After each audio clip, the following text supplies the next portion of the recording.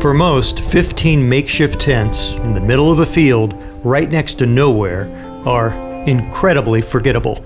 For others, like Irina, they are the first stop to freedom and will never be forgotten. My name is Irina.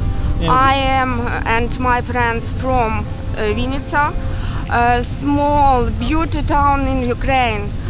We need help. Yesterday, our town was bombed.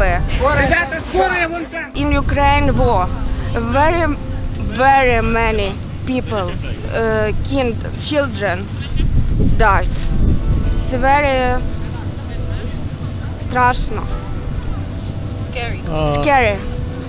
This help center in Budomierz is on East Poland's border with Ukraine and offers women and children like Irina and her son Victor a place to recuperate from their harrowing journey. Olga and her son Makar are friends of Irina's. He's 7 and his favorite subject is English. My name is Makar. And where are you from, Makar? I'm from Ukraine. Makar is also an avid chess player. Impressive. He and his mom spent 24 hours on a bus, then 9 hours in line at the border last night, with temps in the high 20s. This? At this welcome camp, they could grab some essential items, warm clothes, a hot cup of tea, and try, for just a moment, to clear their heads. However impossible that may be. In Ukrainian, Irina shares memories from the past 12 days. She talks about murdered children, beloved cities destroyed, and lives shattered. Нам нужна помощь. Я не знаю, какие доказательства вам нужны, как это страшно, когда бомбят, когда погибают дети, им не могут помочь. Спасибо. My Polish translator Alicia rushes in to give Irina something her neighbors to the north are severely lacking: compassion and respect.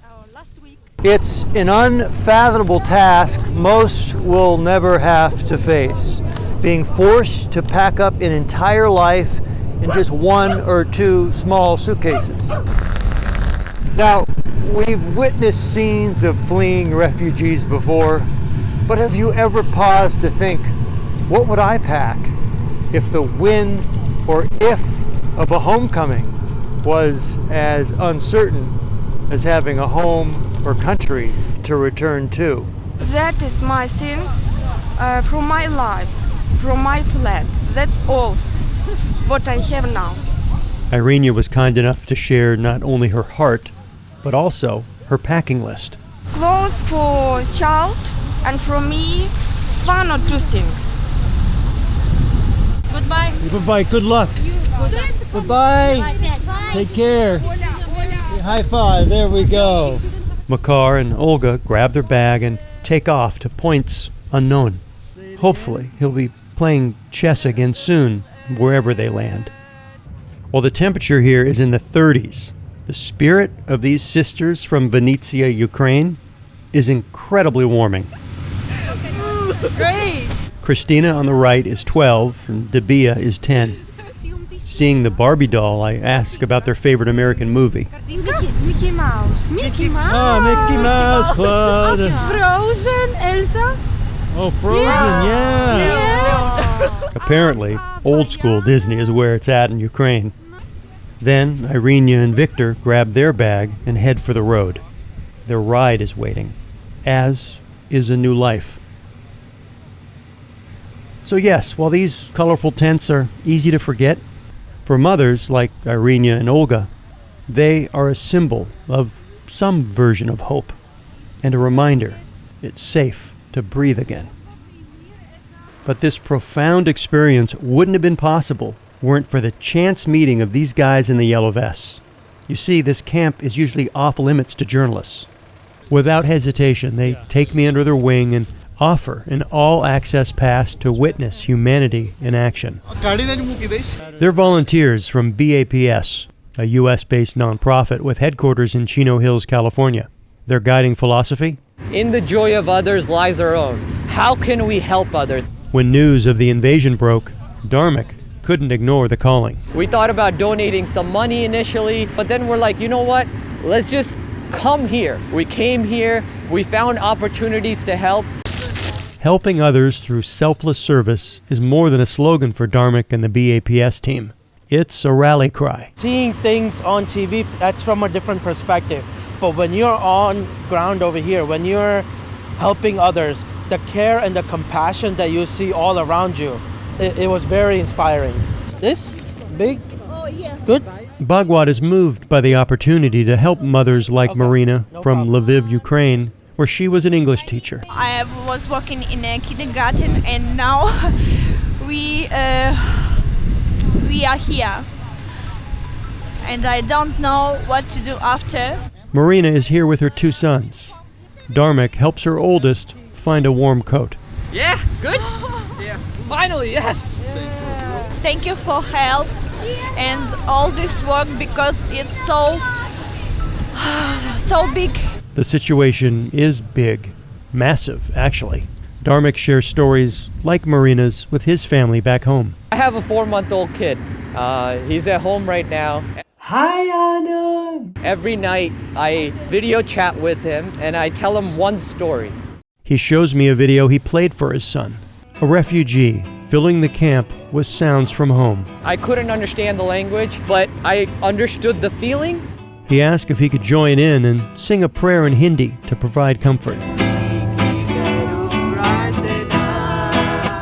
In that moment, it felt like people got that comfort through music, as music has no barriers, and it was beautiful. Back at the camp at Budomierz, the BAPS team replenishes supplies. 1, 2, 3. Darmic and Bhagwat help a mother assemble a crib for her newborn, and Marina is feeling a little better. I'm good, very good. I am not in a war now. I'm in peace. Yeah. One mother at ease. It's been a good morning, but need doesn't take a break. When I was here, over 1.6 million mothers and children had already come through compassionate camps like these, and more are right behind them. For the volunteers, the days are long, but moments like these, we got wipes, so when you're putting the diapers on. Delivering baby supplies to a new mom who just fled bombs and destruction, keep them energized. I'm glad to be part of this organization that has given me the values and inspired me to serve in an occasion like this and provide a level of comfort. We tried. Oh yeah, please.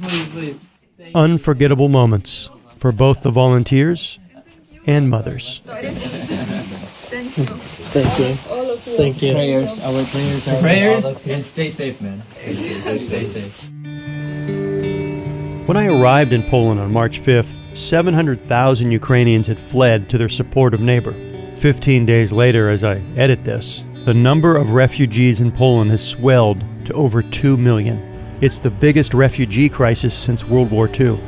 And by the time you watch this, the numbers will be stratospherically higher. But numbers don't define a humanitarian crisis. Humans do. The mothers and children forced to make new lives with just the contents of one small suitcase. The husbands, fathers, and sons left at the border to ensure their family will have a home to return to. The physical and psychological devastation are unprecedented. Maybe, as you watch this, Irina and Victor, Olga and Makar are waking up from the nightmare back home in their beautiful town of Vinnytsia, Ukraine. For their sake, I cautiously hold hope. Before I leave Budomierz, Christina wants to make sure I remember her special handshake. Just like defeat isn't an option for Ukraine, neither is forgetting Christina or my afternoon in that small camp on the corner of freedom and tyranny.